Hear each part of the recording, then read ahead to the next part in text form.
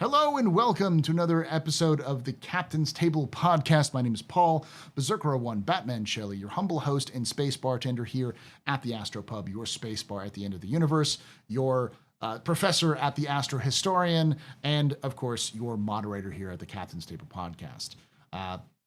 Today we've got not new faces. Dibbles, I don't know if you've been on before, have you?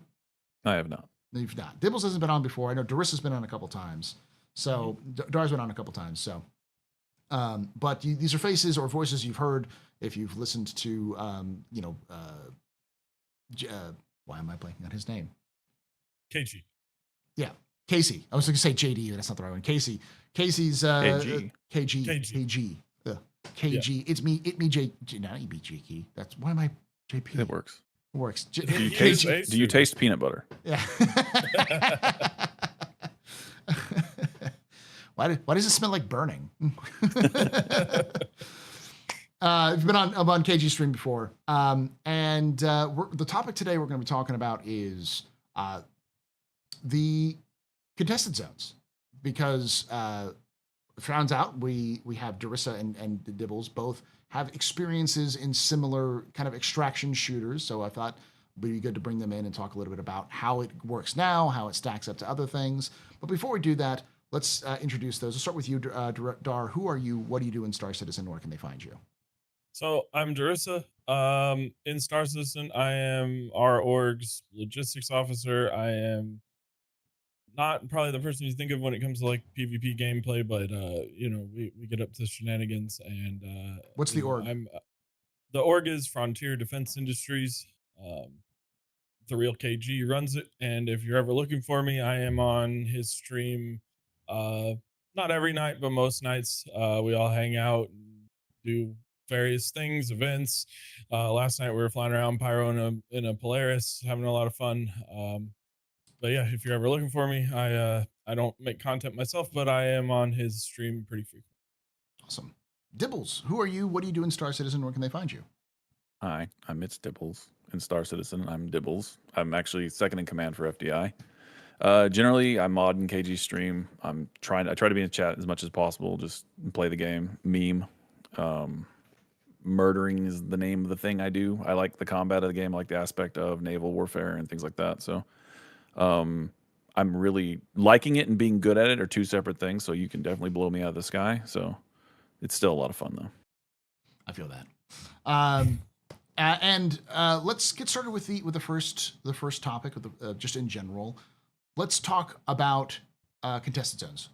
Your general vibe, goods, bads, just sort of initial impression now that we've had some time to sit with it, as it's been out for almost 2 months now. Starting with you, Dibbles, what are your thoughts on contested zones so far? Overall, I think they're actually really cool. I know there's a couple of like just buggy things that cause them to be unfun. Like the few times we were doing a bunch of rat runs where we're just minimal gear going in and trying to get as far as we can. Basically just the interaction delays, the weapon animation delays, and the interrupts like that. So like if you fall more than like 1 centimeter, you go into a falling animation, so your gun goes up and you can't do anything. And then I know Cutlet's aware of a couple of issues where you can lock yourself into a certain EVA state where you aren't reported by the server to other players, and so you can just dumpster on fools and get away with it. So there's a couple of things that really block the overall enjoyment, but I think it's a solid experience if you're into that stuff. Okay. Darissa, your thoughts, just initial thoughts on it. Yeah, I mean, I love the idea. I love that there's rewards associated with it that you have to work for. I think my number one complaint, because bugs are bugs. Star Citizen is a buggy game. It happens. I think gameplay wise, the thing that makes it difficult both as an attacker and a defender is the fact that every contested zone is in a major landing zone. You can set your spawn there. You can die and then run in 30 seconds later, and then die again and run in 30 seconds later. It's hard to like win if you're a defender, and as an attacker, there's very little to risk. And I think in general, extraction shooters are about risk, and for, I'm sure we'll get into that later, but contested zones are Star Citizen's like first attempt at doing something like an extraction shooter, and they're missing risk. Yeah. We'll get into that here in a moment. The one thing I will say in my experience with it is I haven't played a lot of extraction shooters, but I did play the old school DayZ and other games like that, where it's more, constant PvP everywhere you go, and it's just sort of more of a threat everywhere. And the one thing I will say about it is it feels a lot more simple than it should be. Like it's definitely their first implementation, but after you've gone through it once or twice, it's easy. It's like there's almost no variation to it. And I think that's one of the things that, from my experience of Tarkov, is that there's so much variation because the maps themselves are so open. And I'm sure this is the same thing we'll talk about it with your experience in Gray Zone Warfare, Dibbles, where it's like, when you have a more open map, it becomes a lot more about how the routes you choose rather than the hallways you're funneled down. And I think that's one of the few gameplay restrictions that I'd like to see them sort of change a little bit. Multiple routes, multiple ways of approaching the same end goal, rather than just going, you have to do this, you have to do this, you have to do this. So Yeah, and like a really neat way that Gray Zone does that is you have these extraction helicopters, but they're always flying, and there's only 5 of them for the entire faction. So you can be trying to leave or trying to get back to your body. You're on a 5-minute lockout. mm-hmm. And I mean, the CZs, they put them in the main bases because they wanted people to have ease of access. Mm-hmm. But again, like Dar said, that ease of access is hindering the enjoyment that you could have just because you can rat run it as hard as you can. Like you can just naked run, get your gear, and then throw a grenade. And that is fun.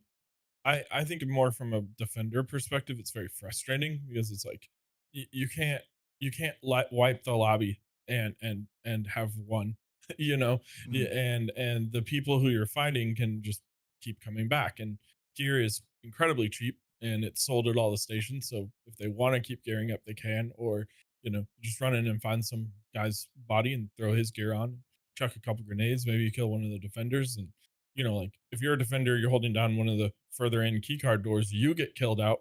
That's a much bigger loss than the guy who ran in a medical gown 30 seconds ago. Yeah. It's very attacker biased, and that's it's going to be a hard balance for CIG to strike, I think, but that to me is the major gameplay issue with I'll put aside bugs because bugs are what they bugs are. are unintended, Yeah. so yeah. Yeah. Let's get into that a little bit more about like the actual rewards at the end, because one of the big things about extraction shooters and games like extraction shooters is that they're all about what can you accomplish and what the rewards you get at the end to further your gameplay down the line. Things like going on a run where you get the really good weapon, or you get enough money so you can come back and you can purchase better gear. And it's about sort of a linear progression up. How do you see CIG's initial implementation of this with what you get for completing each of these contested zones, the CZs? I'll just say CZs. Want to call them conflict zones because that's the main combat zones in Elite, and my brain keeps switching back to that. Dar, your thoughts on this? How is CIG's first implementation of rewards for completing CZs? I mean, I think they're generous for sure. I mean, the fact that you can earn an F8, F7A, ships that are difficult to even purchase with real money.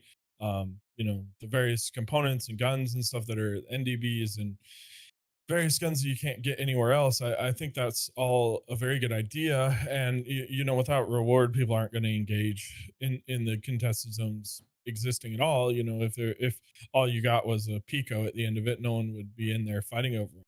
I mean, as it is, I think pretty much any server you go in, there's going to be people in the contested zones fighting over it. So, reward wise, I think they really nailed it. I'm sure they've got a lot of ideas for other things that it could reward, but yeah, I think it's a really good first pass.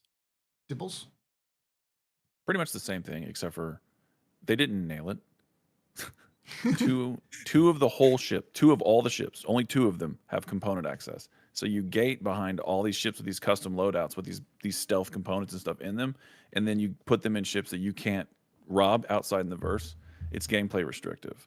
And I mean, anybody who's observed me whining on Twitter knows that I'm incredibly salty about 5 new Hornet variants, and not a single one of them can open a power plant door. But hey, that's the Squadron 42 completion bonus, is you get component access for your Hornet and your component Lightning. access. Yeah. Yeah. But like as far as like the overall equipment, but that's classic CAG. The new thing always gets front loaded. Mhm. I'm trying to reserve my opinion on that and to see what happens when we get the outdoor CZs, what the indoor CZs have in them after that. I'm interested in seeing that as well, because one of the things that I've one of the critiques I have of the current is that they don't seem to give you enough benefit to make the effort worthwhile. It's cool to get the like ships and stuff like that, but one of the things that I'm concerned about is people are more in. I think one of the main reasons why people are engaged is less of the rewards at the end and more of just engagement. You know, if you go to a CZ, there are always going to be someone there. So if you want to go fight somebody, you want to go enjoy and go kill people, you can go fight, and that's fun. And the fact that you can get in really quickly is what I think what a lot of people are going into. I think you could get more buy-ins from people if you had some sort of, I'm not gonna say secondary currency, but some sort of like MacGuffin that you could then get and then trade in for specific rewards. So like if you had multiple,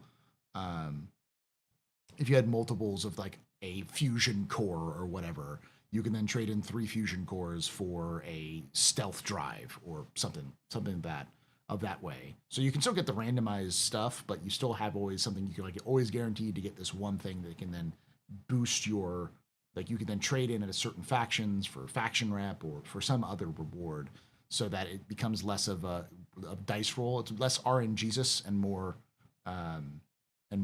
you know, planning. So you can have a little bit more of a, okay, so who's going to get the core this time? Who's going to get that kind of stuff?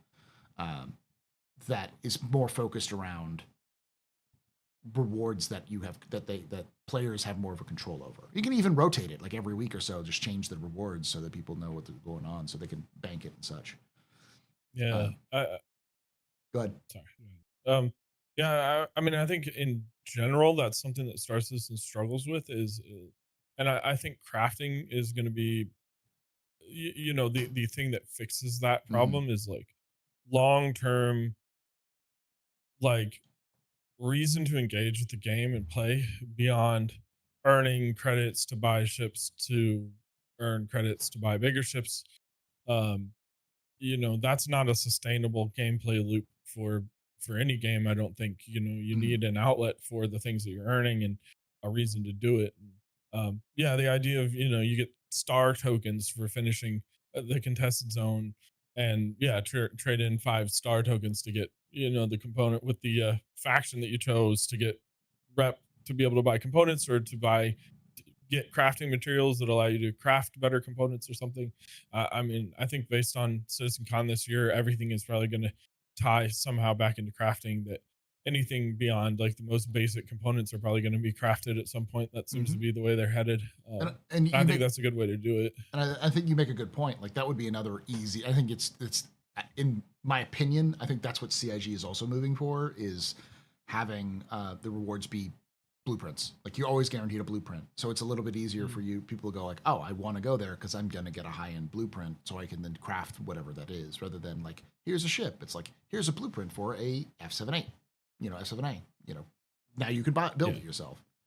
So all right, so let's talk more about like how can CIG, well, like what can CIG learn from other extraction shooters, because we've already talked a little bit about that.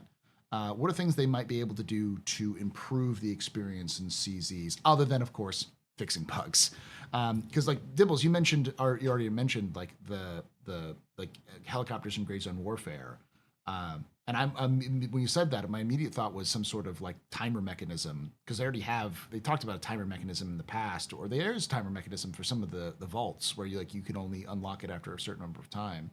Do you think something like a timer for entry into it, like the doors are timer locked, where you have to wait 5 minutes or 10 minutes for each door to unlock, stuff like that, to like get back? Yeah, that would be. I mean, that and missions. Like same thing Tarkov and Gray Zone both do, is they have missions that take you out there and force you into the PvP environment to go get stuff. you tie the mission reward to your Chris Robert coins or whatever you want to call them. They put star in front of everything, so we can just call them star coins, I guess. And like, yeah, so as you're doing the missions, you're building rep with the faction, you're getting a reward, and once you get to a certain rep point, certain reward point, then hey, here's your shiny new like scorched compensator plan or something. Anything else you could think of in terms of like how they could learn from other companies or from other games? I mean, they do a pretty good job of like, to say it meanly, ripping other people's good stuff off. But that's the business. That's MMOs. What is it? What is it? Good people or like good artists borrow, the best artists steal. Yeah. Kind of thing. You know. Why everyone likes Carlos Mencia. Sorry. Go ahead. It's I don't know, like the timer thing on the door would be really cool, like the entry timer, but the problem with that right there is that never works the way they want it to. Yeah. So they'd probably mess up, and it would, because there's 3 entrances to the CZ. I'd like to see each one of those on a separate timer, and then I would like to see really annoying alternative escape routes. So at every junction, phase 1, phase 2, phase 3 of the CZ, you have a stupid little tunnel you can climb your way out of, and it's annoying because it puts you out in outer space. Ooh. Because like the whole point about exterior. these stations was they always talked about how there's, if you don't have a good rep with this faction, you can still other ways to get in. You know, well, use that into the CZ. Make it to where you get in, you get your compensator, you want out, you don't care about the thing at the end. You're just farming loot. Let you out. Yeah. It just more options to gameplay, more options to escape. Say you're getting pushed by a party and you don't want to do anything, just get out. Set a trap, bottleneck, and defend. Go through the cubby hole and get out. You know, kind of thing. Reward you for learning the map. Yeah. Darissa? Anything? Yeah, I mean, anything you could want to add to like stuff that CIG can learn from other companies in terms of implementation stuff? Yeah, so I mean, the extraction shooters I've played are primarily Tarkov, a lot of Tarkov, and then recently I've been playing Arena Breakout Infinite, which is Tarkov but less buggy. And I think the thing that keeps people coming back is that the quests, you know, there's various, you know, quests are really powerful in shaping either how you're playing or where you're playing, what you're doing. And also it's the risk versus the reward, you know, like you have to risk gear and stuff you've earned to, you know, earn something. And a lot of playing an extraction shooter almost just becomes like trying to each raid earn enough so that when you die you can sustain what you're doing. You know, it's, things are scarce enough in a extraction shooter that you're worried, you know, you run a good kit and you're worried about being able to pay for it and earn it back. And you know, that to me is the thing that Star Citizen is really missing, is either gear is impossible to replace, like sub gear, hanger gear. Like, you know, I have all the red alert stuff. If I go lose my Artemex red armor, then I'm not gonna get it back. I have no means of getting it back until there's a patch reset. Or I'm running whatever armor I can buy from whatever station I'm near, and in that case, I have no attachment to it at all. And if I die, the only thing I've lost is however long it takes me to buy another set. So you know, I think in terms of broadly the PvP in Star Citizen is that, you know, we have to care enough about the kits we're wearing that, you know, there, you don't want to die and lose it, but at the Gear same fear. time that you need, yeah, you want to have gear fear, but you don't want to have gear irreplaceability. You know, and I think that would help. And I also think gating access into the contested zones to groups of people, or somehow allowing the team that wins a gunfight to feel like they've actually earned something in the contested zone, rather than, oh, those dudes are just going to be back in like 5 minutes. That to me is like the major gameplay issue with the contested zones right now. It's like it feels very not very rewarding to kill a bunch of people because you don't care about the gear they're wearing and you know that they can come back. So it's like you haven't really earned anything except for a couple minutes to move forward in the contested zone. All right. I think 2 possible suggestions I might have is, one is something they've already kind of talked about, which is instancing. locking off each area with a certain maximum instance. So like every time you come in, you're not guaranteed to get to the same people you're there, which might help with might help with performance, but it's also just going to help with the experience. So if you lock it down, because these areas aren't exactly huge, so having an area that locks down to maximum of 50 people, or a certain groups of whatever, but like once you hit like one group of 50 people shows up, and maybe if they have like 100 people, then it's locked out. Or some and having different levels. So like certain event, like the one that's in, I want to say Ruin, the one that's the giant arena, should have more people. Like if you varied it up so that people know how many things are in there, that would help, because I think it would make it more dynamic and more interesting for players to get in. And the other one is if they're going to do this in the future, opening it up more. Like I said, the multiple routes. Dibbles has talked about like how you have different exit points. There should be different ways of getting in. I like the idea of having the key that you need to get in to go somewhere else and get a key, come back and go to this place specifically and use this key.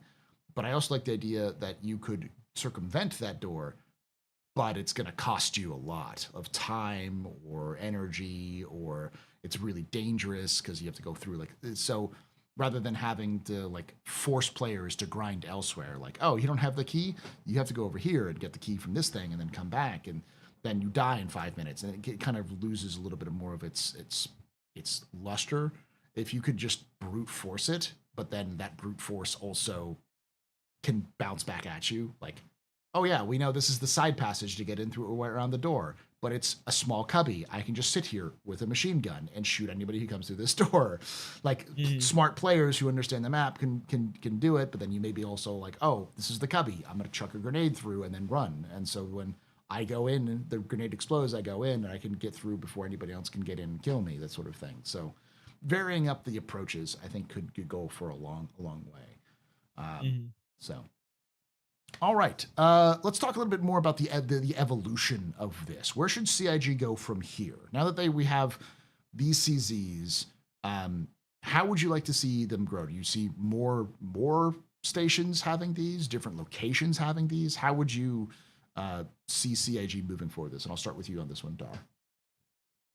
I mean, I think Star Citizen's biggest strength is a potential for combined arms, right? Like, the fact that the thing that hooks everyone on Star Citizen is you wake up in a bed and you walk to your ship and you climb into your ship and you fly somewhere and you can get out and you can then walk around somewhere else, right? Seamless, and you can fly, and a ship flying can interact with people on the ground.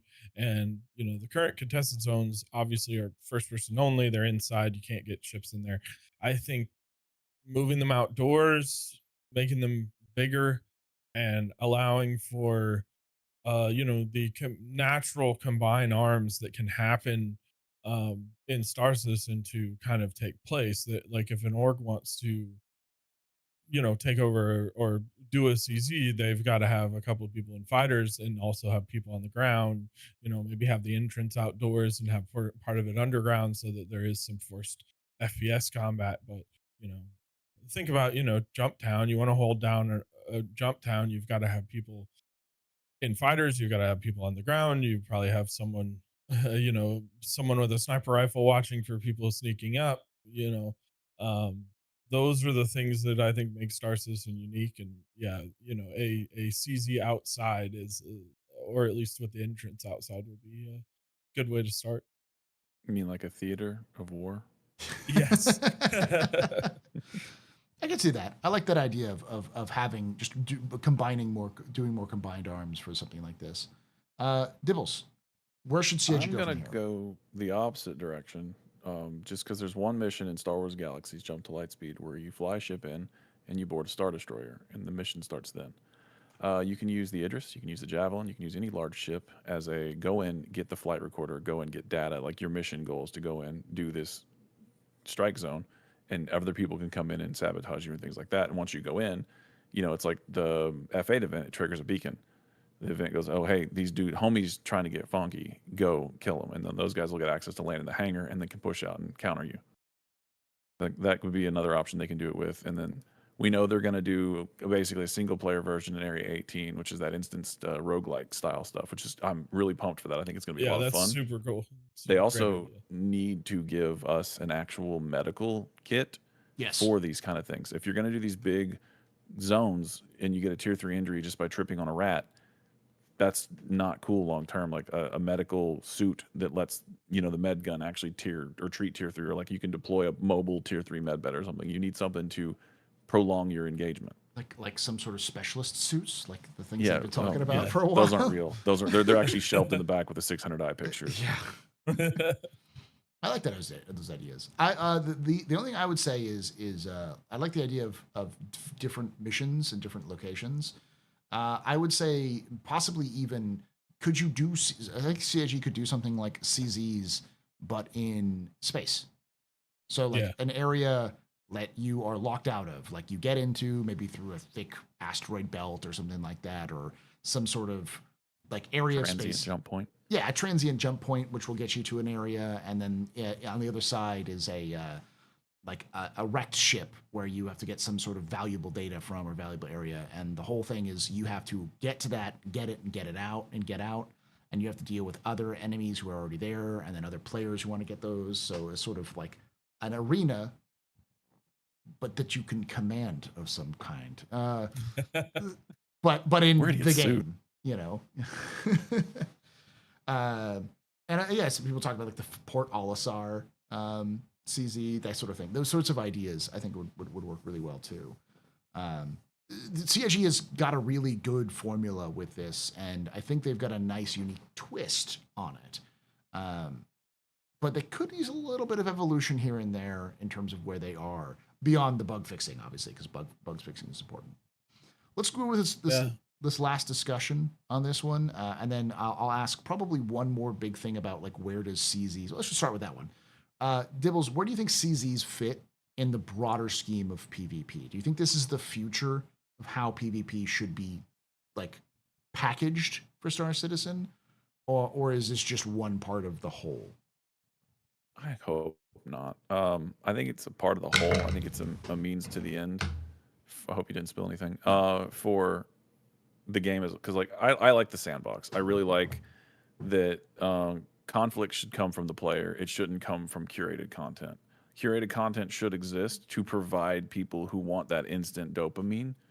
Sure, but we should be combined arms. Yo, homie, let me borrow that javelin. I gotta go bust up a fool who stole my mining rights. That kind of thing. It needs to be this org said I smell when I go jog or something. I want to beat them up. That kind of stuff. Or somebody's complaining about a tier list and they beat each other up in Arena Commander, but that should happen in the verse. I'm way more organic sandbox than I am curated content, but the CZs I think are a solid means to an end for that for now. Okay. Durissa, same thought. Do you think this is the direction CIG should be going for and specializing in, or should PvP still be this sort of more overall different kind of approach? I think I'm not for sandboxing out PvP from the verse. I think that I play Eve currently, and I'm very much PvE focused in Eve. I pretty much exclusively mine, and the only reason it's engaging to me is the fact that I could get killed at any time. It would be very boring if there wasn't risk, and the fact that risk comes from other players, regardless of the player's motivation. Because frankly, in Eve, 90% of the time you're getting blown up, it's because the people who blew you up can, and they're bored. And there's a lot of talk in Star Citizen about griefers and people like, oh, I'm out mining and people keep blowing me up. Well, I mean, yep, that'll happen. Do something about it. Yeah. Don't mine there, or get some friends with ships, go blow them up back. Like, the game won't stay engaging if it's safe all the time. And if you can just you know what, if you undock your carrot and you go out and you're by yourself in it and you get pirated, or someone is just bored and blows you up, that sucks. Tough. Get better. you know and it's the risk is the thing I think is that makes a game like this engaging. You take the risk away. So I like the contested zones, but I hope that's not it's not like a I don't think they haven't made any indication that this is their this is them trying like a almost a PvE PvP switch type of thing, and I don't believe that that would be the thing they're planning to do. But if that is what CZs are kind of intended to be, like, oh, you have to go to the PvP place to do PvP, and make sure you've notarized all the PvP consent forms that Yeah. everyone has filled out before we PvP. I wouldn't like that. Okay. Yeah, I'm with you on this one. I don't think this is the future because there's just so much sandbox possibility for PvP, and I don't think CIG is necessarily pushing that way. But I could also see CIG following down the lazy route where like oh, well we'll just build all of our PvP into this format, and so we don't have to worry about doing PvP in like balancing and building out areas for PvP in sort of the wild. But I don't think that's where they're going. I hope not, at least. It's nice, but it's like one of many different things, you know. With that being said, I'll ask you this last question before we move on to the question and answers. For you, Dar. Is this good? Is this a good direction that CIG is going in? Are CZs a good idea for Star Citizen? Yeah, they're it's good content. It's fun. It was a good idea. It's aside from the bugs and things we've been talking about, pretty well, Mhm. um, pretty well implemented. And it's like I just said, if this is a step in the direction of separating PvE and PvP, no, but I don't believe that's what they're doing. Um, Giving people an outlet for PvP, having areas where it's like, well, the old Terran Mill in Vanilla WoW, like, oh, if I feel like fighting some dudes, like I can go over here and there'll be some dudes there. That's always a good thing. Also, the atmosphere and the art of the zones is incredibly cool. Like, there's some really, really cool areas. They really killed that, at least. So, I definitely don't think it's a bad thing. Um, but yeah, it's like everything in Star Citizen, it could be improved. Awesome. Dibbles, your same thoughts. Is this a good thing? Is this a good addition to Star Citizen? Overall, yeah. Um, I would like to see them moved out of the main hubs. That's like we have like 9,628 rabs. Maybe use them. Those bases are really cool. They're expansive. They seem like they would actually lend themselves really well to instance-based like content like this or anything like that. And then you wouldn't have to gate the doors because it takes you 20 minutes to get there. Mm-hmm. Or it would require planning at least, where you'd Oh actually. yeah, plan. Oh yeah, have a Carrack or somebody in a Polaris orbiting out there with kits loaded up. So Yeah. All right. I'm agree with that. This is a good thing. I think I know there was some concern that this might be too much, and I know there's some people who think that like the current way, because the current way you can get the best gear is only through this, that it's gating a lot of this stuff through PvP. I think that's just because that's what they have at the moment. I don't think that's the plan long term, especially with crafting and such. But I do think that it's still a good addition to the game because Star Citizen is a big game with a lot of different ideas, and so if they can take the toolkits they have now and build these sorts of CZs all over the game, I think it would be a much better experience. And of course, my ideal CZ is something that they've actually talked about doing, but which is the depths in Area 18, which you mentioned, Dibbles. The idea of having like a 4 to 5 player co-op sort of dungeon run where you go down and deal with something. I have been for a long time very, very interested in seeing what people are now calling the combat ATLS, which used to be called the Titan suit, where they do what they do with that. And I firmly believe that the Titan suits are going to end up being boss and like bosses for raids at the end. So that's sort of the depths where you may have to go fight a dude in a giant power armor to get the final goods or whatever. Those sorts of things I'm looking forward to in the future, and I think that is the CZ sort of prototype, the CZ sort of mold is perfect for those sorts of experience. So, all right. yeah, G Cubed had a good idea, man. If the Area 18 ones go off really well, I'd love to see a Hurston one. Yeah, Assault on Hurston would be a good one. Yeah. Yeah. Like you just bring art smuggle guns in for Yeah. the resistance. Yeah. So you have to go through the I would depths of that love one. I'd love a way to kill the space fascists without getting a Crime crime stat. stat. Yeah. Yeah. I keep shooting torpedoes, but it doesn't kill anybody. It doesn't knock the Hurston building down. It's weird. I want to just drop a few bombs. All right, CIG, just let me drop a few A2s. All right. Please. I just want to bomb Lorville a little. Just a little bit. I just want to It's destroy aggressive CBD. re-terraforming. Yeah. Yeah. Well, thank you for joining us. This discussion section. We're going to be going into our After Dark section where we let chat ask questions, which is always dangerous.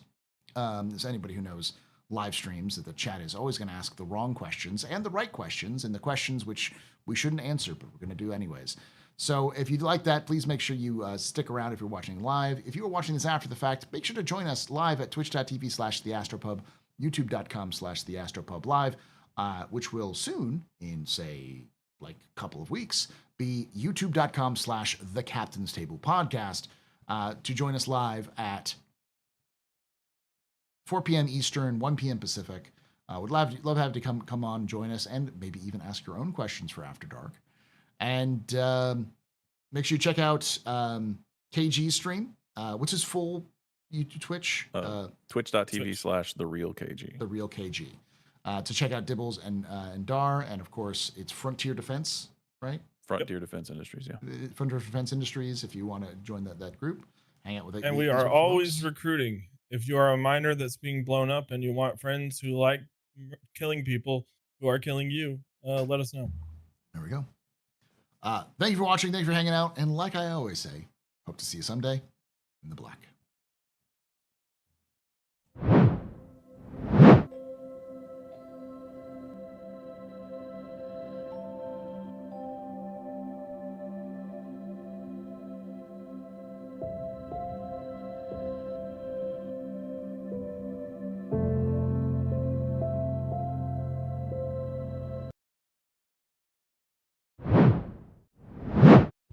All right, chat. We'll be right back. Don't go anywhere.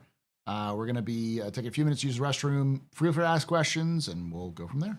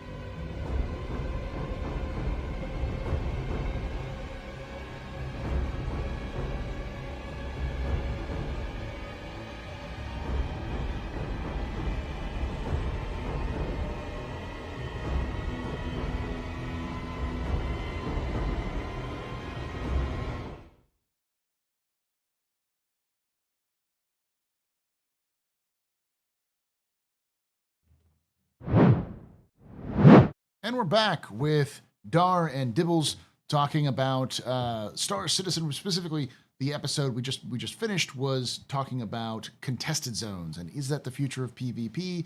Is CIG on the right track? It was a great little discussion about what CIG is doing with contested zones as a rule of thumb right now. And now we're on our After Dark section where we've taken questions from the chat. Yes, we get a little.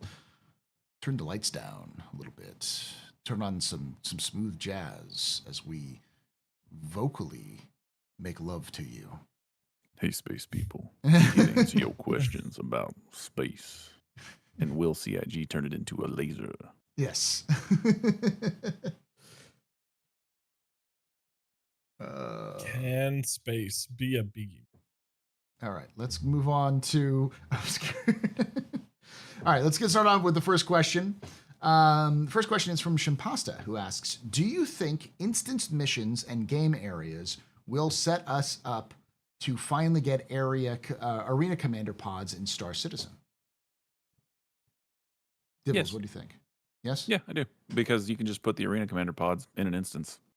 Okay. And then you can take an elevator from Microtech to go to your gamers bar. And then you're done. Dar? Yeah, I mean, I think having that in the game, along with the one of the old promises of arena commander pods is, I mean, it would be great. The tech to do it would be, yeah, if they can do it as an instance. I mean, as far as I know, instances exist on the shard that you're on right now. I don't believe you can go cross shards, and arena commander would be a separate shard. So, I mean, it would certainly be a different arena commander. You'd probably only be playing with people on the shard you're connected to if you're using the current instance tech. But doing something with that, that's probably like how that tech would function.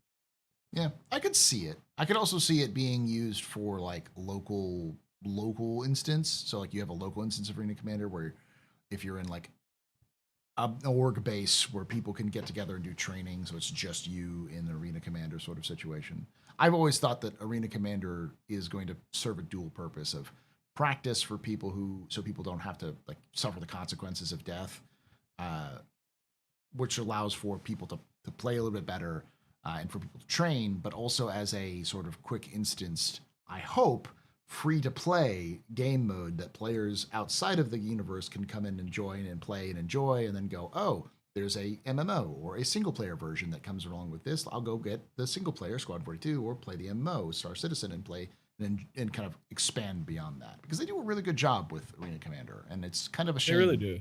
It's a shame that a lot of people they just don't get as much activity. They have some hardcore fans who play like Gun Rush and all that kind of stuff a lot, but I feel like if they made the barrier to entry lower for people to get into Arena Commander, I think they would. There's definitely an audience for that if it's not just in Star Citizen.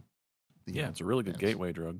Yeah. Yeah, I think despite the fact that they've done really good work with the Arena Commander front end, they would get a lot more engagement with it if it was accessible through the verse, because most people are coming to Star Citizen for the verse and don't click on that Arena Commander on the main menu. And if it's something you can do more seamlessly, I bet a lot more people would do it. And it's fun. It's really fun. We do it occasionally as an org, and it's it's really good. Mm-hmm. The gun rush is fun, and the kill collector thing is fun. It feels kind of like COD, but like laggy. Laggy and buggy. Yeah. But it's fun. I like the work they've done with it. I'd love to see more people enjoying it, engaging with it somehow. Yeah. All right, Nerd the Trooper asks, do you think conflict zones and other PvP zones should be rep gated? I.e., if you're a dirtbag against certain factions, you don't get to play. I mean, some of them maybe. I think rep needs to be important, and I think that's probably the thing. If we're going to mitigate the open PvP that happens in Star Citizen, rep is probably the way this can organically happen. If we're both high rep with Citizens for Prosperity, and I happen to just kill you for no reason, and I lose rep with them, I would be incentivized to not kill you for no reason. So, um, yeah, I could see that. Dibs? Yes, sort of. If they stick to their guns about rep meaning something, like eventually we're going to do things that can make the headhunters mad, and then you can't land at the place where the missions are at or the events are at, so you can't do anything. I would like to see like a Xeno threat CZ or a CFP CZ or anything like that, or any of the like major factions in Pyro. I'd like to see those kind of being levied in a manner to like help do this faction war they're obviously hinting at without telling us they're going to do it, but they're going to freaking do it. Of course they are. I hope they do it. Oh yeah, it's going to be cool, man. Yeah, I mean that's that's clearly going to be the main plot of this year's kind of content. They're not really subtle. CIG is about as subtle as a sledgehammer when it comes to a lot of their decisions, and they telegraph things going a long way. And yeah, it's clear that we're going to see a big faction war. And yeah, I think having a CZ that's dedicated to one faction, where you have to have that faction to be able to get there, can work, because that's almost like instancing is itself, just because now it's kind of like the depths where the only people who are going to be getting in there are already part of like citizens and part of CFP. So if you're already part of CFP, then you don't have an incentive to shoot another person in CFP and lose your rep. So yeah, and then who knows if they're actually going to let us rival the Rough and Ready gang? Like they own all the spots. Yeah. I have a feeling we're going to see the Rough and Ready gang lose a couple of spots for other players. So like they just own 3 or 4, and then the rest of the stations are owned by other factions. Yeah, like, I think you're right. I think they're going to reskin them.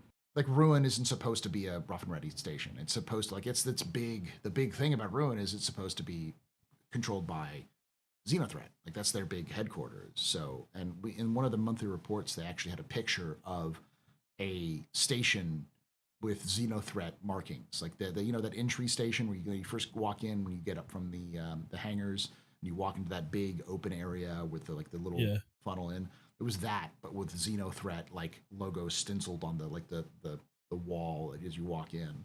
So, cool. Yeah, so it's clear they have a plan for it. So maybe we'll see that. All right, Shimpasta asks a question. Should CIG have a skill matching system? Fun fact, they do. It's called the Matchmaker system. And it's not finished yet. But the idea, that's the reason why, for instance, if you try to join a server that's full, but your friend is there, it will prioritize you and let you go in. That's why they have that spillover between 500 and 600. So it's a thing that allows you to join friends even if there's a full server right now, because that's kind of how that works. The idea in the future is that they will sort people out by, unless you have a friend, if you just go in solo, they'll sort people out by skill level to determine what shard you go into. Or can even make it so that like the DGS you enter will determine, like, you can make it. This is old Star Citizen, so it's probably changed. The idea was that you could have somebody who was super PvP oriented, and the matchmaking service would always make sure that if they saw somebody, they would be seeing another PvPer rather than entirely seeing other people, so that you'd have players would be forced into these conflicts unless they were in a place like Pyro where that just was turned off. It was just free for all, so that you could manage who was fighting who. I don't know if that's still a thing anymore, because they've changed a lot about like their visions for what Star Citizen is going to be. But the matchmaking service is still there. It's the thing that filters it out for like players and party members. So, Dibbles, what do you think? Skill-based matchmaking is trash, and I hate it. I want to be stomped by bigger, better players. It's motivation. I also want to stomp players worse than me, because sometimes I need a pick-me-up. What about my mental health? Yeah. Everyone always asks how the miner's doing, never how the murderer. Yeah, it's true. I think skill-based matchmaking has a place. I don't think that place is Star Citizen. Mm-hmm. I've played games like Valorant, and I'm very appreciative of skill-based matchmaking in a game like that. I don't think it would be fun without it. Star Citizen's not Valorant. It's not a competitive game. It's an MMO. You're going to encounter, a broad variety of people. And I don't think we should be, it's exhausting to play a game at a high skill level all the time. And if you're getting matched with only people who are at or above your skill level, then it'll be an exhausting game to play. and I don't think it's not. It's matchmaking, sure, skill-based matchmaking in a game like Star Citizen or an MMO. No, I don't, unless it's like an arena commander instance thing where you're competing on a leaderboard. That's a good place for skill-based matchmaking to make sense. Like, okay, if I'm booting up arena commander to do 1v1s in Gladiuses, I'm mentally in a place where I want to be challenged all the time, then great, but not for the verse as a whole. Okay. Let's move on to the next question.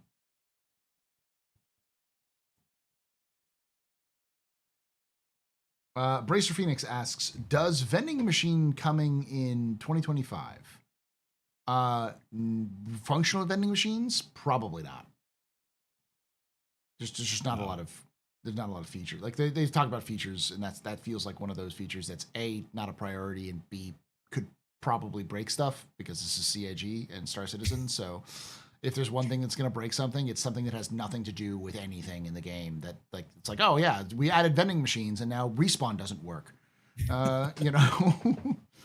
No, they would break elevators. Yeah, it would cause elevators to be even worse. Yeah. They'd give you pips and then kill you. Yeah. you try to get a pips out of the machine, and once it goes down, you immediately get transported to an elevator that's locked and you can't get out. And then your character is shard locked to that shard for a month. And then your instance hanger despawns, and now you're in the center of a void. Surrounded by Big Bunny's machines. This sounds like a great horror game. CIG, make that. Yeah, I've always said the first and second Tavaran War would be really good RTSs for a game. Like that, there's our horror game right there. Yeah. Star Citizen Backrooms. The Day of the Vera is just elevators. Yeah. David Stockholm asks, question, what graphics card would you recommend for Star Citizen? It's funny because we were talking about this before we went live, because I was talking about I have to build a new rig for streaming the game, and also talking about other things. The question I would have for you, David, is what are you playing in? Because that's really the big part. Are you playing in 1080p, 1440, or 4K, or some other weird resolution? Because that'll determine a lot of stuff. But what do you think, Dibbles? What would you recommend for somebody who's playing Star Citizen? And 16 gigs of VRAM minimum. I mean, I'm running an old 6950 XT on a 5800X 3D. It's right now the game is still heavy CPU RAM dependent, but VRAM is king. It always will be, because the mode of developing games is not about efficiency. Not every game will be Kingdom Come Deliverance 2, where it's just optimized and wonderful. It's always going to be, you need your graphics card to do all the load that they're not going to do for you. So like 9070 is going to be solid, and its price point's not. I mean, the ARC B580, that's solid. They're only going to get better. Middle of the road's your goat. It'll get you there.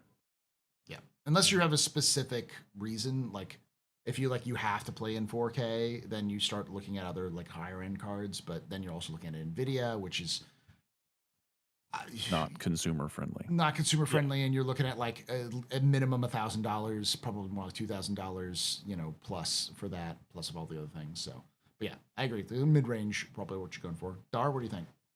Yeah, I mean, I have a 7800X 3D and a 7900 XTX, and playing in 1440p, I get like between 50 and 150, 200 FPS in Star Citizen. It's great. I've had no complaints with AMD cards I've been running the last 3 generations. I've had every RDNA. I had a 5700 XT. I had a 6800. Now I have a 7900 XTX, and they've all been very good. I have a laptop with an NVIDIA GPU. DLSS hasn't impressed me particularly.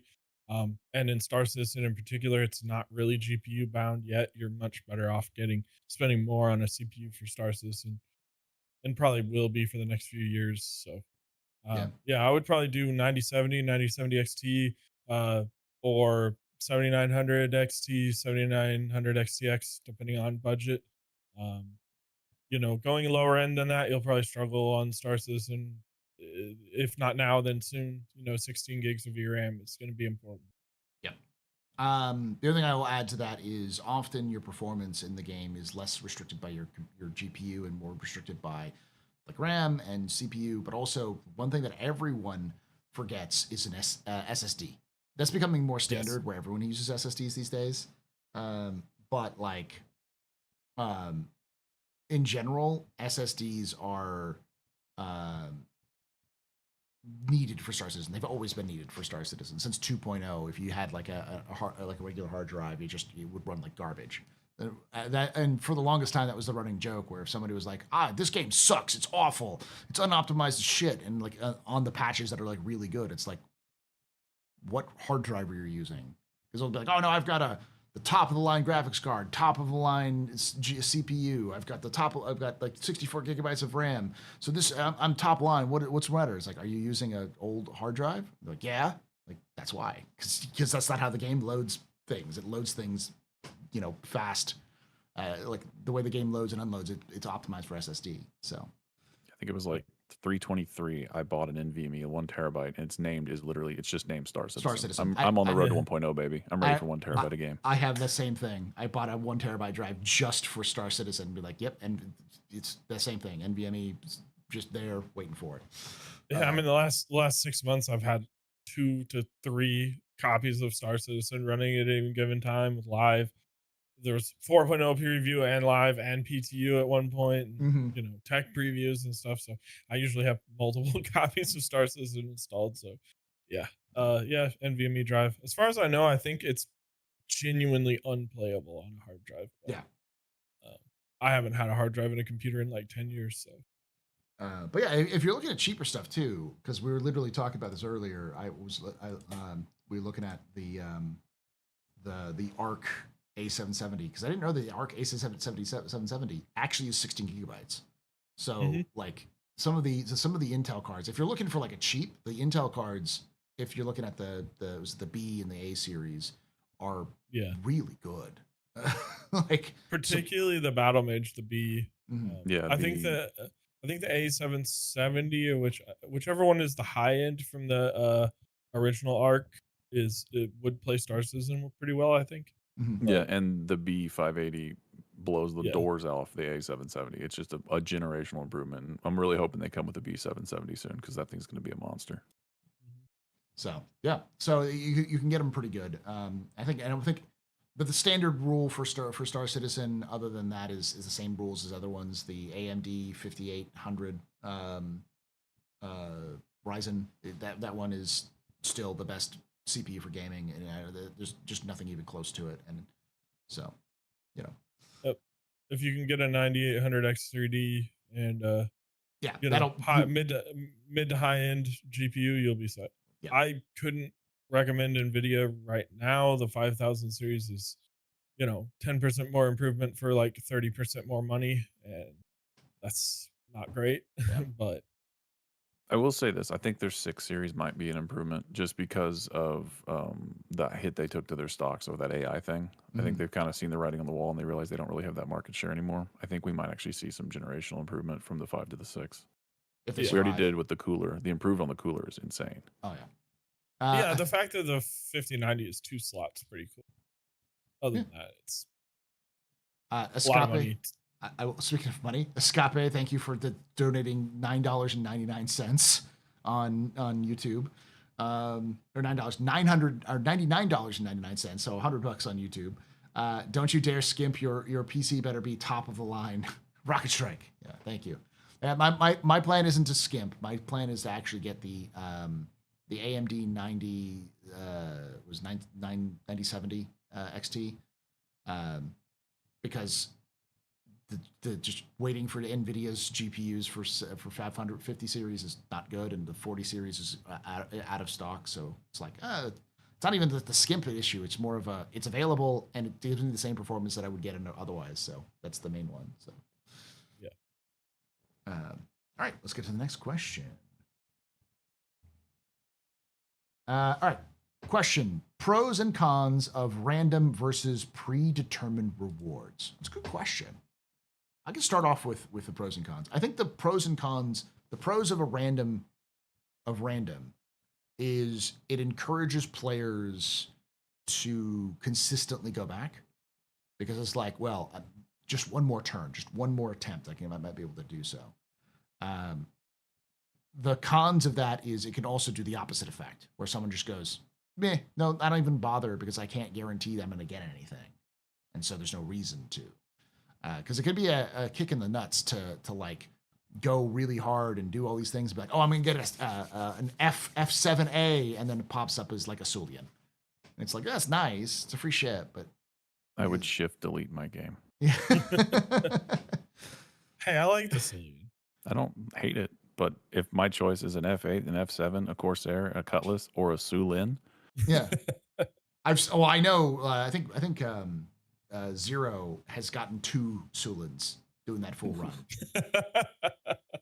Like, got absolutely screwed over it, and that's the problem. Where's that streamer privilege? Yeah, exactly.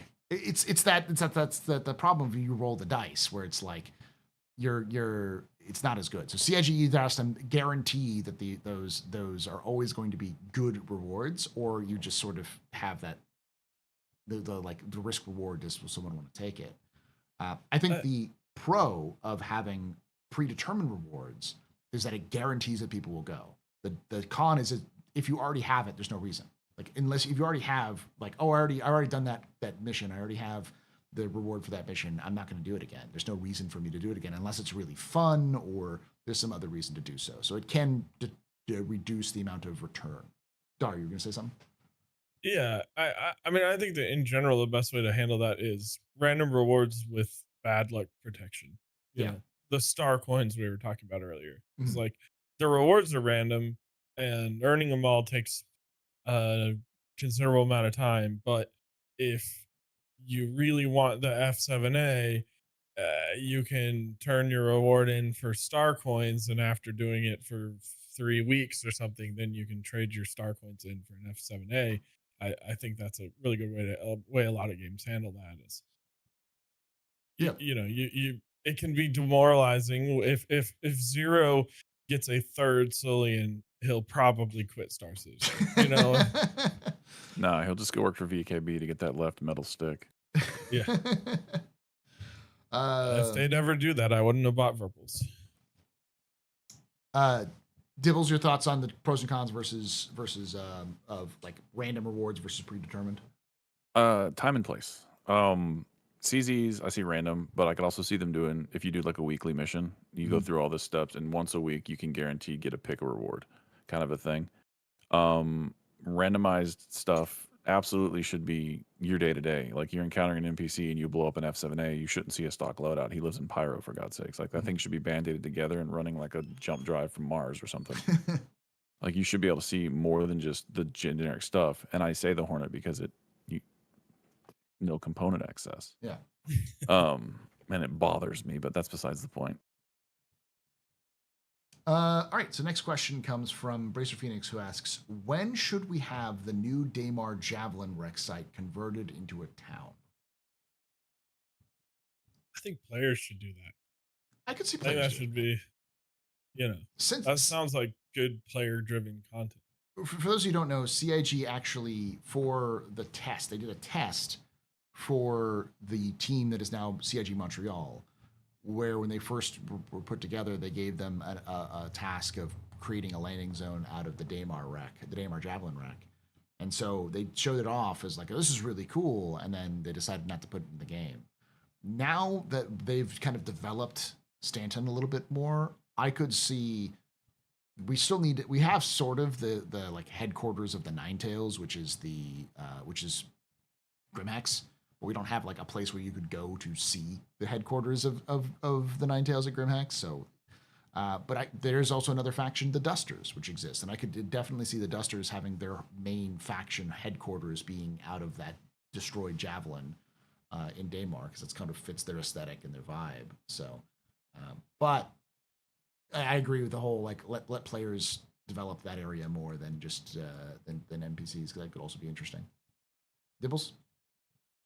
I missed the question. My son was in here. Oh, okay. The question is, when should we have the new Daymar Javelin rec site converted into a town? Yesterday. I like the idea because like the whole thing, like you said, the Dusters, like they're the original occupants for the most part. It makes perfect sense that they would take the Flysa and like turn that into a base, because they're the ones who were being chased by that crazy lady. Yeah. They're the ones who brought Also it would down. be a pretty solid CZ if you think about it. Yeah. Mm. Go inside, find old, tech, or something Yeah. like that. So That It'd would be really cool. That'd be a really good way to introduce the Squadron 42 Javelin layout and stuff, the way they've been doing with the Idris. yeah. Bury it in especially the sand in Daymar. Yeah, because it's in pieces. You can, restrict things you don't want people to see that are restricted to squadron and do all that stuff, and then just let you go through this. It happens to connect into a cave system or something like the 600 IREC. Yeah. And that 600 IREC is so cool. You can also do it They as did such a. a good job with those. They did with that cave. Yeah. The MSR and 600i. Yeah. The one thing that they Whatever could it's also called. do is they want to do monster hunting. That could easily be like an entrance to a monster hunting location, where like you have to go down there and go beat up a boreal stalker that's in a cave that's underneath the javelin, or something like that. That's terrorizing the local dusters. So Yeah. All right. Next question comes from Dragon Wolf, who asks, how could CIG bring the rewards and or gameplay of CZs to players who don't enjoy PvP? Dibbles? Area 18.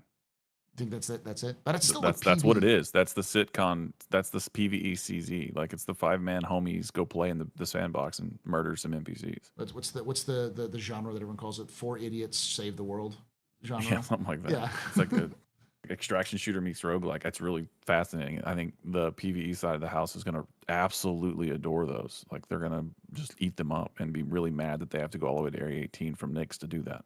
How about the other things? I think the spirit of the question of Dragon Wolf's asking is non-combat. Oh, yeah, that'd be fun. Transient jump points. Transient jump points. You can do like a hotspot, and you get you have a high enough mission rating with the mining group, and they'll be like, hey, we twigged a jump point out there. Looks to be initial probes response show high content of this, and this. Jump point's active for X amount of hours. I'm not trying to rip off Reeves Wormholes, I promise, but that's exactly what it is. Mm-hmm. And you go out there, you have access, you have the rep. It's an instance thing for you, the PvE guy, to go have his quiet moment. Okay. Dar? Same question, both way, either like Yeah. PvE in terms of like PvE combat or PvE in terms of like non-combat player experience. I mean, personally, I wouldn't want to see that. I think the more we instance off the game, the more you let people hide from, the overworld Yeah. and the consequences of undocking. The less I'll enjoy it. Sea of Thieves did they have like Safer PvEs, seas. yeah, safer seas, but there's a lot of stuff that you can't earn in safer seas, and is there a place for like I just want to have a chill night with the homies? Like, sure, but that shouldn't lead to getting the best stuff.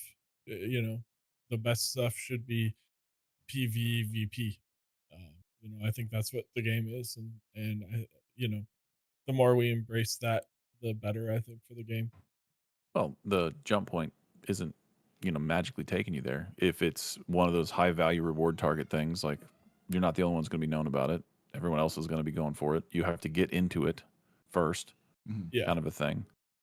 There's a lot of things they can do, and we haven't seen what they really want to do with high sec yet. Because we're getting there. I think with meshing, we can actually start to see the AI dial to 11 in ships and absolutely brutalize people in high sec. We haven't seen it yet, but we can.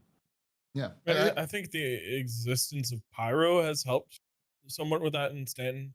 I actually have spent very little time in Stanton since 4.0, but when I have gone back, it has felt a lot safer to me. So I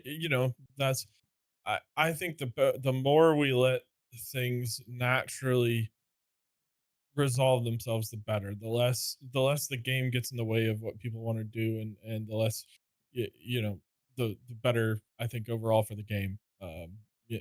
Sandbox MMOs should feel like living, breathing worlds more than games. You never get immersed in a game like WoW, and you can absolutely get immersed in Star Citizen. Yeah. I get what you're saying, and I think there are ways you could do it. Like I've talked about this in the past of the idea of having like a temporary timed comet. Like there's this extraplanetary comet that's zooming through Stanton. We're tracking it. It's here, and it updates every 5 minutes or so. And it's like you can go to it. You just have to get a mission to go to it, and then you go there and you mine it as much as possible because it's got some super rare minerals and. You just maybe you pay to track the location of it, and it's timed, and once it's over with, it disappears, like or it's a quantum asteroid where it's slipping between interspace and real space and all that kind of stuff. It doesn't matter. Like these are kind of fun things you could do. I think there was like a Star Trek Voyager episode where like they had to like track an asteroid that was slipping between subspace and real space and was constantly jumping in and out. What was that? What was that missile in Wing Commander? Like a skipper or the whatever, skipper where it goes in missile. and out of cloaking. Yeah. Yeah. So like I found out that was free on YouTube, so I've been watching it. Yeah. So that means it's like it's not necessarily instanced, but it allows you to like focus on, hey, go here for the super rare minerals. So similar to the CZ, where maybe you have to like scan it to find the exact location and then get to it, and then you have a timer for how quickly you can get to that.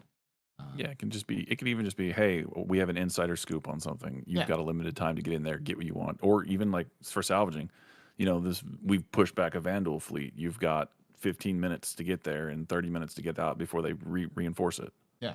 What was I'm sure it didn't make it in with the mission factor, but the salvage mission that was in Dead Space, what was that called? In Wake of Disaster. In the Wake of Disaster. That was always, I loved that. It was cool. We had some organic PvP there, and we also had some org nights of just 4 vultures loading a cat, and it's great. I do think that you're never going to get away from PvE combat because there always has to be some threat, and I think when it's you're dealing filler. It's so. Whereas I know some people are just like, I don't want to do any combat, which is fine, but there should always be the threat. And if you don't want to do combat, then you can hire folks like, these two to go beat people up who try to take you out, and that's my Eve experience. I hardly ever do combat in Eve, but the threat of it makes it fun. Gets your heart going. It keeps you going. Like I've my experience playing DayZ has changed my experience of how I want to play games, because before that I played a lot of co-op games and single player games, and I still do that. But if I go into a game that's like, hey, you're always going to be a threat no matter where you go, I'm like, let's go. I love to be absolutely paranoid everywhere I go, because when you're paranoid and you're right, and you catch somebody who's been following you, or you catch somebody who doesn't know you're there off guard, there's nothing more exciting in a game where you're just like, I absolutely out-mind played this player. I may not be a better combat player, but I out-thought them. And that's a kind of completely different experience. Go ahead. Even when you don't, and you get impatient and you run, and then you just get head-eyed. Like it's like, I knew it. I freaking knew it, man. Yeah, exactly. Hey, as long as when you die, you feel like you made a mistake and you learn from it. Okay, well, I need to check this area, that kind of stuff. And I think that's the key case where a lot of folks right now are concerned, is that like a lot of times they die because of a bug, not because they screwed up. And I think when we get to the point where like, oh, you died because you screwed up, then it'll be a little bit more like, I'm an idiot, and less of I hate this game. Once it's more obvious that it's not a bug and that you screwed up, because right now there's so many things that can just be a bug. Like I exploded. Well, maybe the game didn't report the blaster fire. Yeah, stuff like that. But you could have just been this invisible asteroid at an outpost, or a ship blew up there before and it kills you. Yeah, it could be a missile that you didn't see come in and hit you because they were like right close to you, or it could be the game decided to teleport you inside the planet randomly. Or like last night, it could be that you never noticed a size 10 torpedo moving 12 meters a second hit you, and you just chilled and let it happen. Yeah. It was visually stunning, though. We appreciate you, random Starlancer guy. Who we killed 3 times. Well, he kept coming back. He was asking for it. Definition of insanity. Yes. He was coming right for us. He was reaching. All right. Stop resisting. Listen, I had my first experience of PvP in 4.0 during an event where we were trying to do phase 2 of the fight for Pyro.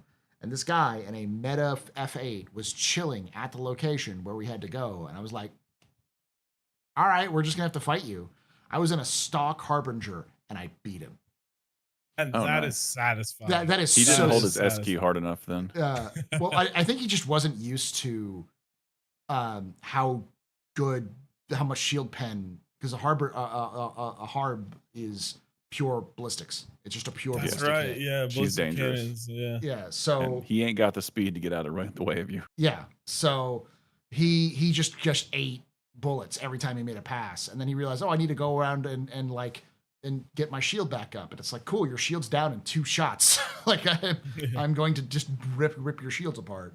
That's one of the things I actually really like about master modes is that whole, well, my shields are down, let me just go blast away from you at 1,000 meters a second, get my shields back, and then I'll be back in a second to keep fighting is much harder to do now. You really have to manage your boost. Yeah. And I'm not like at all an expert PvP player. But Yeah. then I followed that up by having a meta arrow tried to come after us, and then me in a stock F7A just was like, he tried to run, and it was like, you just don't try to run. This is just Thank you for your service. yeah. You're just gonna die tired. This is how this is gonna work. And it was so satisfying to see the guy just be like, oh god, I gotta go, and it's like, you made the mistake of doing this in the first place. Chased him down and clubbed him. And it was like, I am in a stock loadout, and these people who are meta chasers are coming after us. And then they came back, and the best cinematic moment of that was when they came back, our Polaris came in. And they were just like, oh yeah, it's like, my wife's calling. I'll see you guys later. We're trying, and they tried to scatter, and then one of our guys in a freaking gladiator chased down the arrow and killed him. I think probably my favorite 401 moment was because you don't get missile notification in nav. Mm-hmm. And I didn't know that because I didn't really pay attention. So I'm in a Connie and I'm joining KG and Dar and all those guys. I'm like, I'm coming, guys. And I'm like, why are all these ships here? And then hit by missiles, soft death Connie, and I'm just coming to the ground. The Connie doesn't explode. I survived the landing. And I jump out the side and loot a gun, and then we kill 3 players out of a Polaris in FPS, and then we just run away until one of our other org members shows up in a medical nurse or terrapin. Mm-hmm. And he comes in low signature down below the back, and we get away. It was amazing. I love those. And I'm having more of those moments in 4.0 than I've had in previous patches, which is good. It's a good sign between the completely game-breaking freezes and other issues that can pop up. But yeah. My first night in 4.0, and this has become a meme in KG's chat, but I was out in my Starlancer, and I wanted to do cargo hauling for CFP. And that was my first night in 4.0. I spawned in Orison and flew into Pyro and grabbed one of the CFP cargo missions, and I'm dropping off cargo at some ground base. And as I was landing, I saw there was a Titan landed, completely stock Titan, no paint, landed, and I saw that there was a player in it, and then they got out. And I was like, well, I'm just dropping my cargo off. I'm sure it'll be fine. I'm gonna just ignore him. I'm trying not to be ultra violent right now. I'm just doing my thing. And I'm loading the last box on the elevator, and the guy comes up over the elevator. He's on the roof of one of the buildings, shoots me, and I'm KG wasn't there, but we were playing together, and I'm telling him what happened. And the meme has become, Dar got killed by a Titan. I'm like, no, I didn't get killed by the stock Titan. I got killed by the guy who was flying the stock Titan. It's very different. But I like that danger. Even if you are out, you don't want to do combat, that's fine, but you should have your head on the swivel. And now I kill starter ships on principle, not because they're starter, but because of who could have a gun in the starter. Yeah, right. John Wick could be showing up in a Corolla. You don't want to let the soft death ship live, because it could be chock full of guys with guns that are going to come float over to you and cause you problems. Yeah. But being said, I do look forward to engineering when you can't really blow it up easily, and that scenario happens more organically. Yeah. All right. The next question comes from Escape, who asks, should there be an option to pick missions from one faction that only antagonize one other faction? I want to be a Xeno threat hunting merc for headhunters. Yeah. Yeah. I mean, they already have those. Like, you know who you're going up against when you pick the missions. But I think it could be easier telegraphed, being like, hey, this is just some random outlaws, or this is Xeno threat, or this is CFP.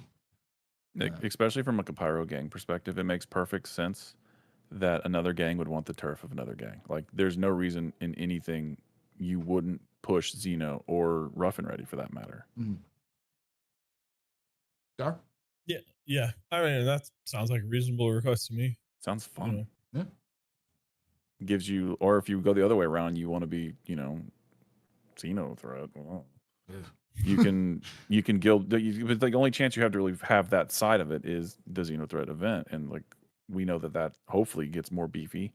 Like somebody mentioned earlier about like events near jump gates. Like that's how I always envisioned Xeno threat complete would be, is like blockade runner and Xeno threat are tied. So like XT has a thing, it's like a feint, and you go that way, and then you go, oh well, we actually did blockade runner, and then that goes into they'll take over a station in Stanton. Yeah. So you have to go and you have to liberate that station, and then you push them back, and then you fight at the jump gate, and then you push through. The UEA's like, we ain't fucking doing that, dude. Yeah. And then you push through, and then you either win or lose. Yeah. And then faction war kind of thing.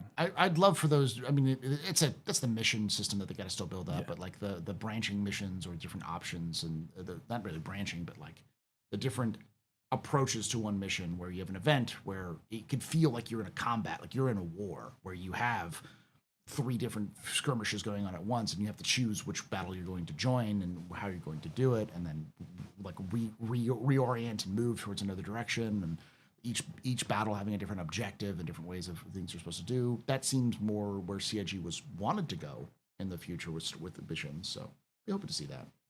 Yeah, it's gonna be cool. All right. Machuza asks, how will CIG solve the PvP versus PvE problem, specifically wanting to play PvE only as pirates? I hope they don't. I'm gonna be the spoil sport and say you're just gonna always have to risk PvP. Yeah, the downside to like I want to be a criminal, but I don't want to be held accountable. That doesn't exist. Yeah. Unfortunately, like I mean, if there was a way to make that engaging and fun and like part of the verse, like if there's a system out there that is run by this massive singular pirate cartel and everything you do is for your godfather, cool. Yeah. Like if you're running cargo in that area for like that systems group, like that could be an option in the future. But I don't, like in the immediate needs of how the game works and the systems limiting we have, I don't see that being a possibility, at least until like 2.0. Yeah, I can still see you being a PvE pirate.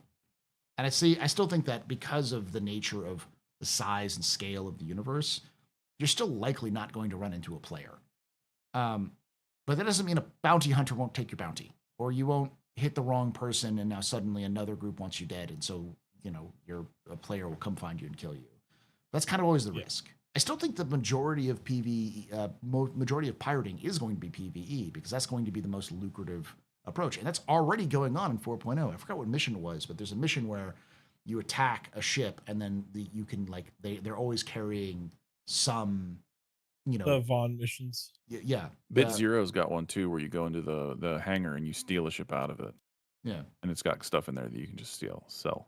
Yeah, it's usually like a ton of gasping weevil eggs and stuff like that. So you just get pure profit for a ton of profit off of that. So, But yeah, I hope PvE and PvP are never fully separate. There should always be risk, both as a pirate and as a hauler. Yeah. Or anything else. Shapasa asks, question, do you feel CIG should run Save Stanton and fight for Pyro one more time before 1.0? I personally say yes. I think that's a great time for beta testing. Run through all of the story one more time so that people who weren't able to get there at the very beginning have one more chance to do it before they go to 1.0 live.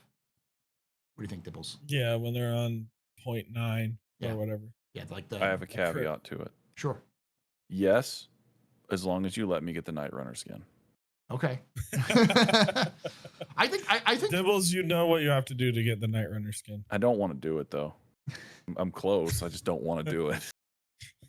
I think all of the events should be run one more time at the very least, even if they're planning running once before 1.0, to allow for all of the people who joined the verse late to get some version of those. Like, I'm not I saying mean, you they've need already coined the name in case you missed it. yeah, Mm-hmm.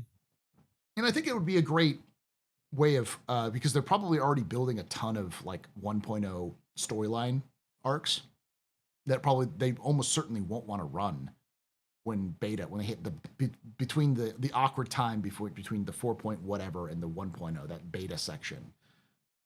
And that'll be perfect time to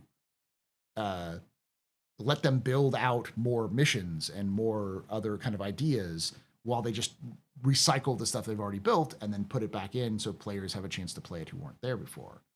So Yeah, I'm like, I believe everything should be open to everybody until the game is released. Like limited events are testing environment at this point. Yeah. It's really silly. Like F7A ticket, golden ticket, all that stuff. I think the platinum ticket event was really cool, Mhm. and I'd like to see that run again. Like I think it'd be really neat. Even the F7A like overdrive initiative, I thought that was really cool, and that would be super cool. And especially if you run overdrive in a way that crafts out the slicer situation, then you can do a little filler in between that and like do it all again. I don't think until the game is considered a live release, we should continue to restrict stuff like this in that manner. Like if you want to do crafting, then instead of giving them the gun, give them the blueprint. So now you still have the gun because you did the original version of it. Yeah.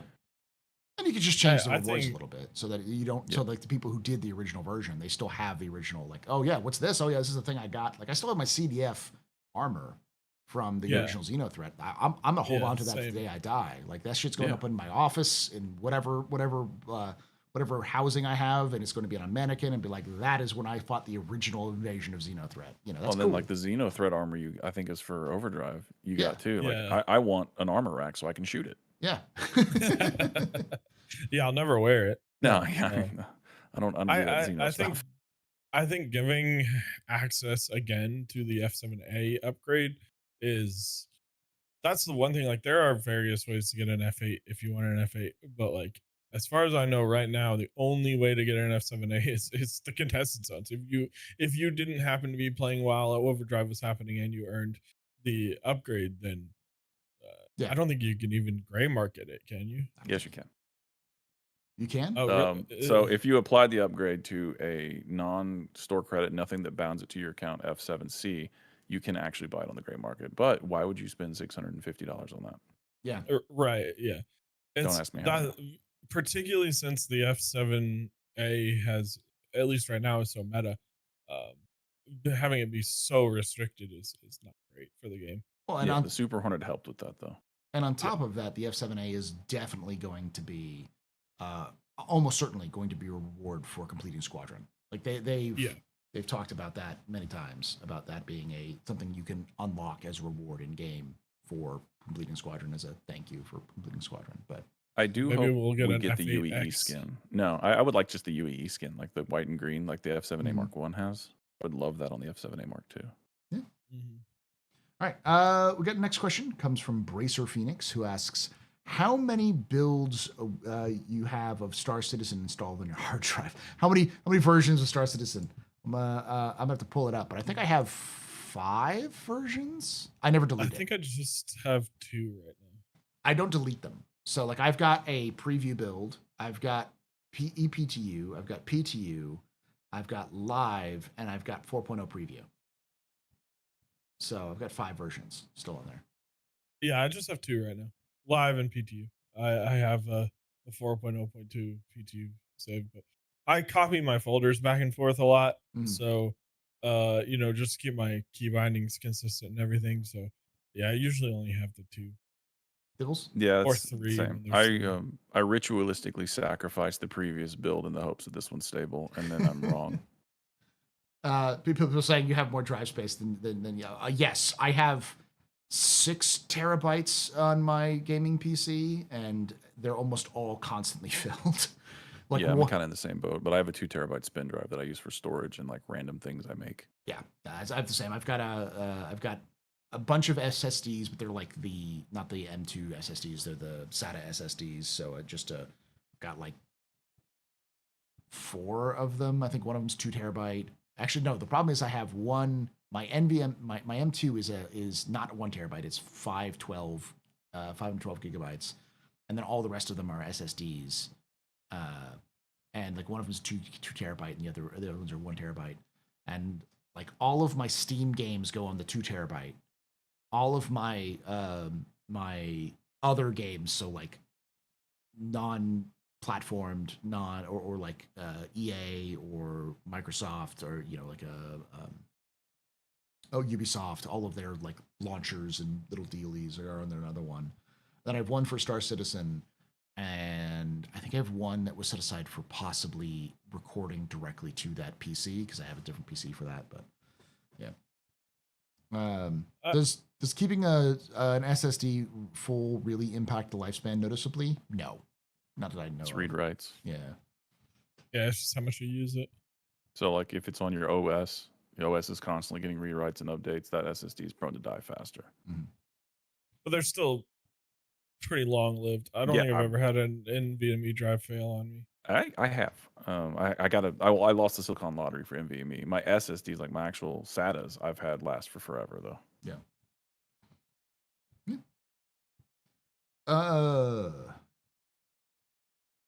What you do?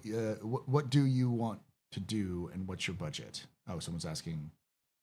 Someone asked about starters. The Lovestruck Nomad package that's on sale right now is pretty. That's a good deal. It depends on like, for me, it just depends on your as a player. If you're new, if you haven't done many free flies, you go the cheapest thing possible, lowest cash in. It's because you don't know if you're gonna like it. This is one of those weird games where you don't have to spend AAA prices to find out you don't like it. You can just go $45, get in a bang stang, or not a bang stang. They don't give you the bang stang. We really should.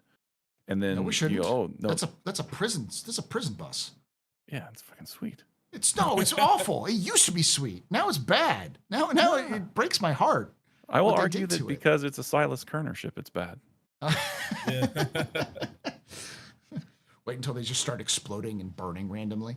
That's my favorite part is we're going to get the Nomad, or not the Nomad, the Pioneer, and it's just going to put craters and planets and not actually work. It's going to get stuck. And then he's going to go audit the UEE. Yeah. That reference.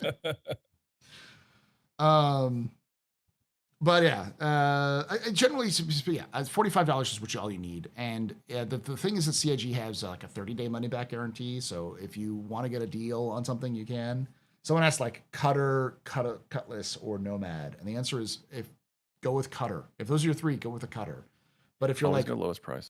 But if you're like, I don't care about money, I am fairly wealthy and I spend hundreds of dollars on games, and usually I enjoy Valorant and gamble for all the skins. Then yeah, go for the Cutlass. Go for broke. Go but higher. Also, if you're patient, wait for ILW. Yeah, because it'll be a free fly, 10-year insurance, and you can try literally every military ship out there. Mm-hmm. That's always the thing is ILW and IAE are the 2 best times to try the game because you have access to every ship, and they don't give you test drives unless you know somebody who's a degenerate like myself. Mm-hmm. They don't get. It's harder to get those things, and you can still get like rentals, but those are cost you money, and you don't want to like spend 20,000-30,000 UEC just to find out you don't like a ship. So. All right.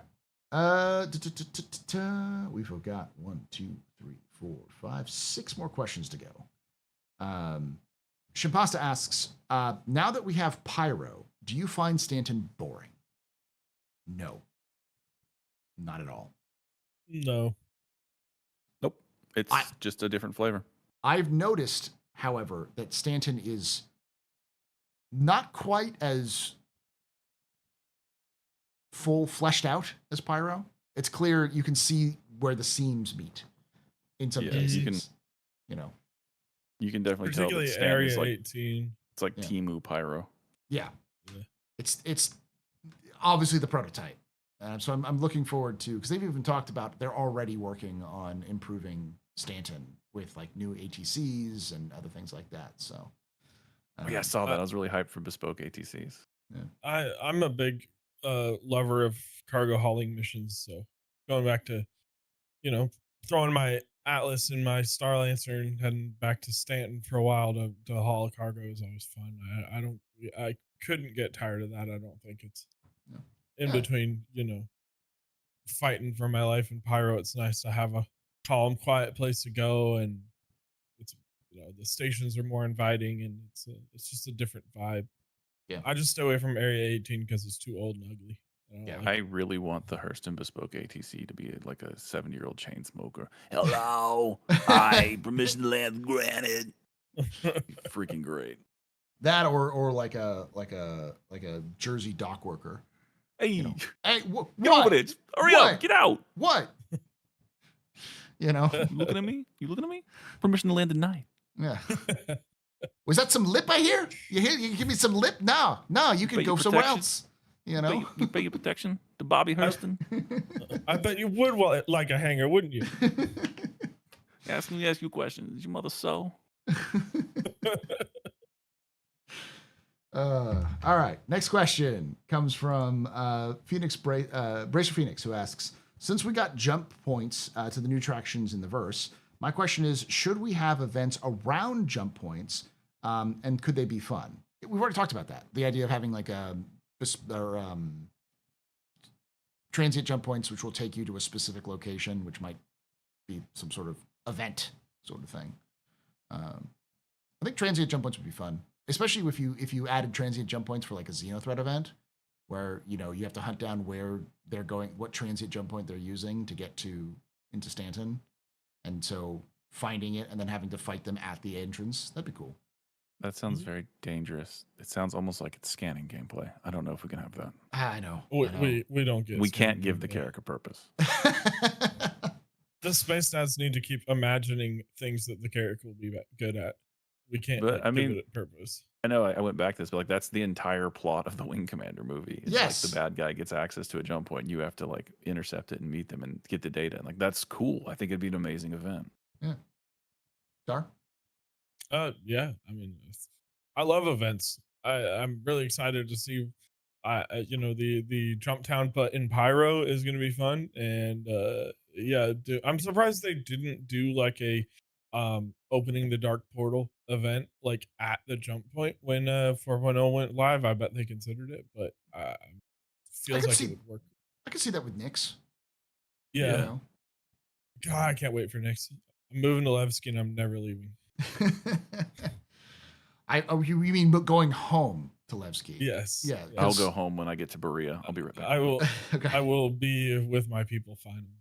Yeah. For those who are younger, who weren't here when we were younger, who are newer to the verse, like we don't get Nyx. We're going home to Nyx. It's returning to us because we used to have it. Finally get to see what the Montreal team did with the hospital at Levski. Yeah. And then, that was in monthly reports in like 2021 or something that they were working on.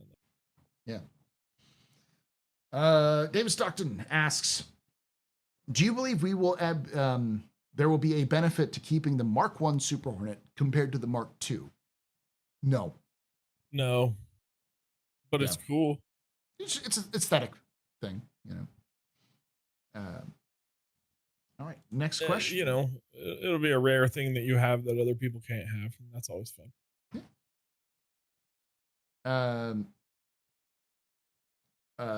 Yeah, you guys got stranded in Stanton. Yes, Levski went home, and we got stranded here. M. Diego asks, question, do you think that people blowing up own ships near a cave in an outpost is something that should be mitigated or policed? No. Don't Nope. park your ship inside of caves, or make sure you have somebody watching it, Yeah. Will be Go a ahead. big drawback to the new CZs. Yes. It's going to be just like Jump Town. You're going to have to control your airspace. Yep. One of the things, there was another, it was an old video that I made. It was like a live stream where we went into to a cave to do a mission, and when we came out, as we were coming out, somebody showed up to shoot our ship. I think it was it wasn't a mission. We chased a player into a cave, like they were going into a cave to do a mission, and they were bounties, so we went back and killed them. And by the time we got back, a friend had showed up and was just blowing up our ships. So we ended to hide in the rocks as they were trying to blow up our ships, and then take them out with the rail the shoulder mounted rail gun. It was just sort of like cat and mouse trying to avoid the shots and everything like that. It was great. Like there's a lot of dynamic gameplay that's going to be offered there. And in the future, when we have scanning gameplay and stealth, you might be able to park it in a place where you can't see it. Just don't park it right next to the entrance. Park it like a tree canopy or somewhere else and turn it off the engine so no one can see it when you come in. So I think in general, many of the complaints people have about, ships getting blown up outside of a cave, or, I keep getting pirated in my prospector or whatever is, the the solution is to play with multiple people in this multiplayer game. The Org. game is, yeah, join an org, Mhm. be a little bit social I mean, and even play if you're with not other people. social, the subtle little hint is if the quantum drive can take you there, you will die there. Yeah. That's a good way of putting it. All right. Last question is from Dragon Wolf, who asks, pie in the sky dream PvPvE content. Example: a volcano eruption brings rare materials for miners, but the ash cloud blocks the comma ray. My big pie in the sky is a Xenothreat event where there are multiple stages, and each stage is a different type of mission. One stage is you're not even stage, like they're all going at the same time. One mission you could take is go to location A, pick up goods, bring them to location B to keep the fight going. Resupplies, all that kind of stuff. Having to fly through combat, or even not even fly through combat, just constantly going. And there's a line that's moving up as you're doing the mission, as you complete it. Then as you fly away, it's ticking down. So you're constantly trying to refill this bar while you're doing this mission so it doesn't go all the way down. And another that's going on is the combat where you're fighting the Idrises and the javelins and fixing the javelin and all that kind of stuff. The whole regular mission. And then there's another where the Xenothreat has hired players to go to disrupt, to go attack Security Point Korea, to try to drag attention away from what's going on, kind of like to pull forces away to sort of stretch out the line. And so you've got players who are working as mercenaries for Xenothreat, taking over Security Point Korea, and then other players have to come in and take them out. So you've got PvP, PvE, and normal non-combat PvE sort of experiences all going on at the same time and all for the same purpose. So that's just my crazy idea. Dibbles. Battle of Vega. Battle of Vega? So it's not exclusively that. So basically, Vandal incursion, UE fleet jumps away, X amount of time. CDF mobilized to emergency hold the line, and you increasingly wave, obviously, because that's how Vandal work. They work in waves and they increase difficulty as they need to do. You have to hold it, like whatever you have. You obviously don't have the best of the best, and eventually, it culminates in this battle. If you can survive long enough, the kingship shows, but then homie Bishop shows up in his retribution. You get to see the retribution. Your nipples get hard, and everyone has fun. And it's like it's a high tier, because I don't want to go in detail of what you do, because I'm not a game designer. I'm just an idiot with money.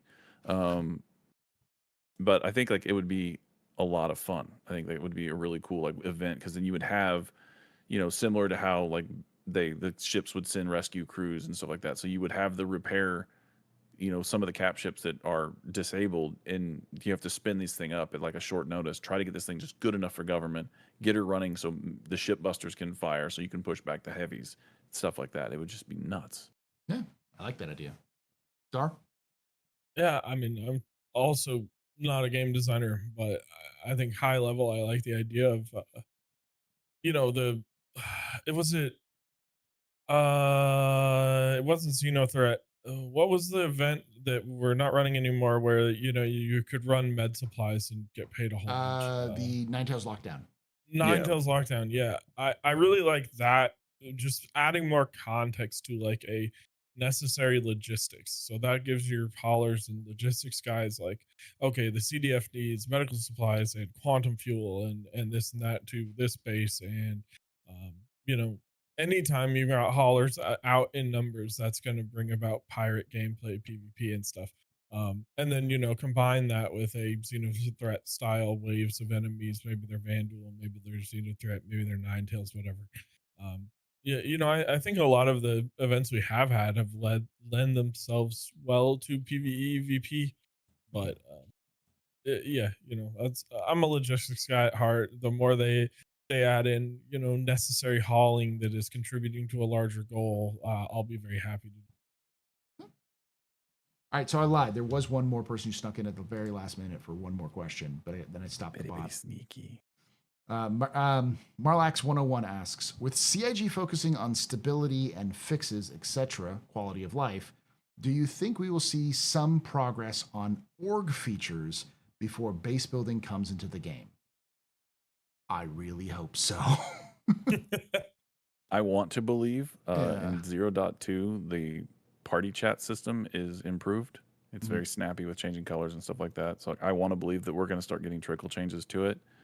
Mostly because, I mean, the party system is the prelude to the org system. It's like you need to fix that. It's not going to be the full thing, but I think we'll start seeing some stuff. Dar? But it's going to take all year. It's not going to be like tomorrow. Yeah, I think anything org related that requires back end work, we're not going to see that. That'd be future work, and that's going to be in the category of things that they want to test thoroughly and not break the game with. But anything they can do to like the mobilized UI for parties, and I mean, heck, they need to work on the chat app so that it can even display 600 names. That'd be nice. Yeah. Like, we were last night. We were fighting over Shepherd's Rest, and this guy was really cool. He kept coming back in an F7A. We were kind of chatting in global, and we're like, "Hey, man, if you seem cool, we wanted to like friend request him." And literally, his name started with an S, and I couldn't scroll the chat app down far enough to add him. And that's like, those are the sort of front end things I would hope that they can change and make it quality of life. Um, Hopefully, we did. I think KG friended him, but because he was pretty cool. But Nice. Yeah, I think it's a good sneak in at the end because I think that'll make a good thumbnail and title for this After Dark. Because for some reason, people have been really enjoying these After Dark sessions. Like when I look at my metrics after the fact, when I split these up into two videos, the After Dark videos always do a lot better. And I think it's because now the YouTube, for some reason, the first one did really well, and so the YouTube algorithm is like After Dark means good. So every single time it sees the After Dark in the title, it starts recommending it to the same people, and so it just kind of goes up. But who knows? So thank you for watching. Thank you for joining us. Make sure you check out the Real KG, and you can find Dar and Dibbles there, as well as Frontier Defense Systems Industries. Frontier Defense Industries is their org. And if you did enjoy this, make sure you hit that follow button here on Twitch. If you're on YouTube, hit that like button, subscribe for more content, and hit the bell icon to be notified when these release. And we do these live on Saturdays at 4 p.m. Eastern, 1 p.m. Pacific. We'd love to have you come join and ask your own questions. Just check us out at youtube.com/The Captain's Table Podcast and twitch.tv/TheAstroPub. Thank you again for watching. And like I say every time, hope to see you someday in the black.